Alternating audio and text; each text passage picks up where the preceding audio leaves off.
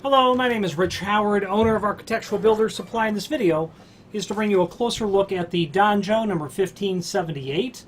This is their satin chrome surface bolt. This is a modern style surface bolt with its sleek straight lines.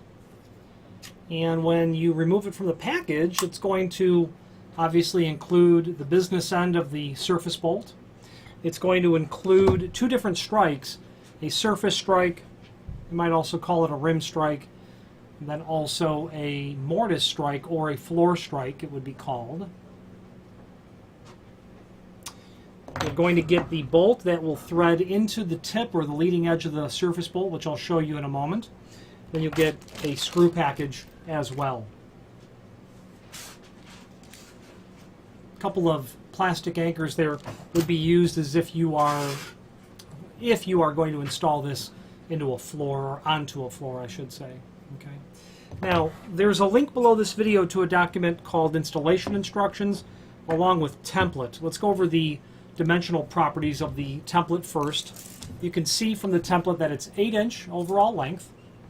That is indeed the case. That it is basically 1 1/32 of an inch wide. That is not accurate. The tape measure is telling me that it's closer to 7/8 of an inch. There is a small amount of variance that's inherent in imported pieces of hardware, albeit good quality hardware, I would say, and their technical drawings. The drawing is made, and then a year later they go with a different vendor for the product, and the dimensions shift a little bit. Overall height is about 15/16 of the bolt head itself. That is incorrect as well on the template. It's clearly 1/2 of an inch. Okay, unless they're giving it to us all, but they're not. That's 3/4 inch, the overall thickness of the bolt. Okay, the two strikes, let's go over it. They've got 2 1/4 basically. Wrong again, about 1.5 inches on the overall width. The projection, about 15/16. And the thickness, about 1 inch. Okay. Your floor strike, about 3 inch by 1 inch, and that's every bit of probably 100 thousandths thick, just about 1/8 of an inch. Okay. Now, the installation instructions come packaged with the item, but again, down below. And the reason that the screw-in tip is not installed, and it does simply get installed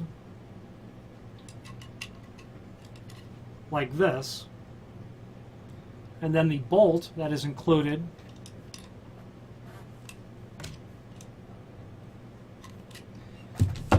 you've got a hole, a larger hole, then you've got a tapped hole.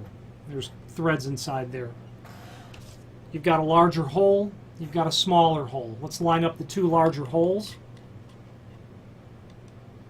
Then let's bring that threaded bolt in, through, and then you've got a little slot there for attaching it. That's going to keep it in position. Okay, that's what it's going to look like basically when it's done. It comes loose from the factory because you need to slide the cover off in order to get to where you're going to mount the unit.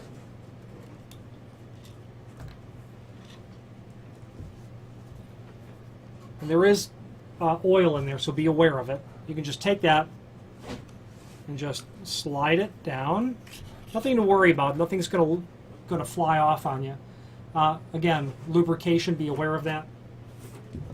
Flat spring that's there, and that's what it's going to give the tension on the bolt so that it doesn't creep up or creep down, depending on if you're installing it at the top of the unit or at the bottom. And of course, reinstallation after you've got the two mounting points here and here called out, attached to the door. Then you're going to simply install the rod over it all, and then again, installing your bolt head here will finish the installation. Okay. Now the template calls out some locations for doing so, and I don't really see how the dimension is necessarily correct for the push side mount. They're calling out 2 inch here. Well, obviously that's going to be dependent on having a specific height of your stop. I mean, assuming 5/8 of an inch if it's a hollow metal frame, that may not be accurate. I'm thinking you're going to want to do a reality check on all of this. First, you're going to determine the strike that you're using. Well, first you should determine what side of the door you're installing it on, I'd say. And that will certainly help determine which strike you're going to use. You can install this on the push side or on the pull side. Doesn't really matter if your doors swing in or out, or if it's a window, whatever the case is. Obviously the rim strike is very compatible with both installations because it has this cutout here and here. So you can install it, this way. You can install it this way. The holes for the screws are in the back. So you're going to be able to, if it's an outswing door, you can attach this to the header as it's shown in the upper left-hand corner of the installation instructions and attach it that way. If you need to change the orientation of what you're attaching it to 90 degrees, let's say you're going to put it on the face of a door and then put the strike on the other door, well, you can install it that way as well. That would certainly work. Okay. If you are going to install it onto the bottom or the top of a outswinging door and you've got wood, you can mortise this in the header. Again, you can surface mount it down to the floor. That would be easy. A flat strike like this is really going to be used when you're installing it on the push side. I can't think of a pull side installation where you would use this, except of course if you were going to, mount it to the stop itself, which wouldn't be unheard of. You could do that as well. Okay. Might be an argument for using a lower profile strike as well. If you've got that, if you're concerned about a break-in and you're going to put all the force out here of someone trying to pull that door open, you might want that point of contact down here, but that is certainly splitting hairs in terms of what it would really take to get the door open. So after you've got the side of the door determined, the proper strike is really going to fall in line. You're probably going to use this one. You're going to get the strike applied, then do a reality check. Measure what kind of distance that you need for this to be completely projected. You're obviously going to want to maintain a small margin. Keep in mind that your total projection is this dimension, what just occurred, and I don't know that it's really called out specifically. Let's take a look. It's not. Total projection is going to be, 1 inch basically. Okay. So keep that in mind. You're going to have that located in such a place where your 1 inch throw is going to work. Meaning if you're using it at the bottom of the door and you have a 1 inch undercut, something's going to have to give. That's really not going to work very well because that hole is fairly close to the end. So you're going to need to make sure that the distance of a 1 inch throw will work compatibly with your installation. This is a 626 finish, and that specifically means satin chrome, but it also means solid brass. This piece of hardware is not brass at all. None of it is. Just letting you know up front that the liberal use of 626 as it pertains to this piece of hardware from Danjo is technically not accurate, because 626 means satin chrome and non-ferrous base material. This would be better called 652, which means satin chrome on a steel base. Okay, it is UL listed. Not that it is appropriate for installation on your fire-rated door. It might be, but there are instances when when a manual bolt like this is not permitted. You want to be sure of what you're installing prior to doing so.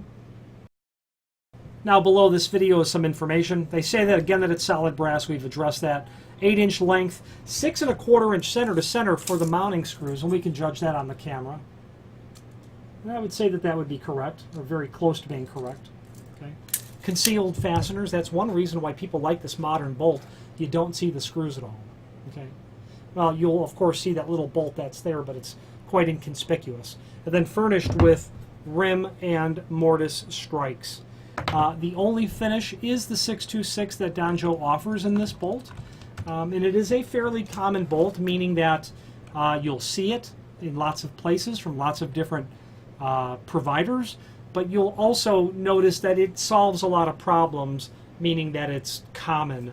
So you can use this bolt with confidence that it will secure properly the door that you're securing An ideal installation for this would be simply a pair of metal doors on a loading opening, a loading dock door, the back of a grocery store. You're going to see this all the time. Residential use, I don't see why not. It's large for residential use, although you might like the fact that it's got a larger handle on it. I suppose if you were securing a garage door from the inside, you might consider something like this as well. It's inexpensive, it's certainly robust, and it's very attractive. The name, speaking of attractive, the name Danjo is attractive in terms of their comprehensive offering of trim and auxiliary hardware, of which you can review from the link below this video to the manufacturer's page, where you can pull up not only all of the Danjo products that we sell, but a link to the manufacturer's website, as well as a link to the full product catalog. But probably more helpful are the subsections of the full line catalog listed on that page as well, meaning if you are only looking for surface bolts, don't fire up the full product catalog because it's a bit unwieldy. Just go to that section alone, and what you'll notice from those subsections is that they make a comprehensive offering of trim and auxiliary hardware. If you know Danjo, it's probably you know them because of their latch protectors and their door reinforcing wraparound plates. They're very well known for those two product lines, but then you'll see they have a comprehensive offering of door stops and kick plates and push and pull hardware, hinges, and a variety of other material. Any questions on the Danjo 1578 surface bolt or any other Danjo product, please feel free to reach out to us. Thank you.